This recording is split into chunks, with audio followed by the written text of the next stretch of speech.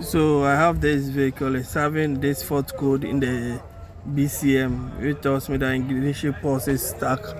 So what I've done is go to the wiring diagram. So with these cars, they have hot wired.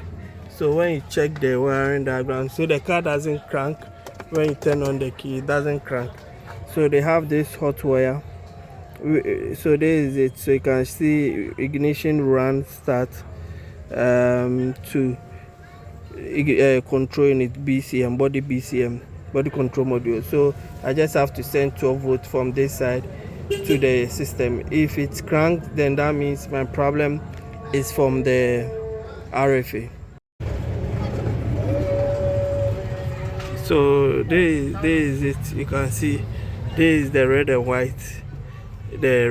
white from the wiring. So what I'll do, I'll use my test light to supply 12 volts to it.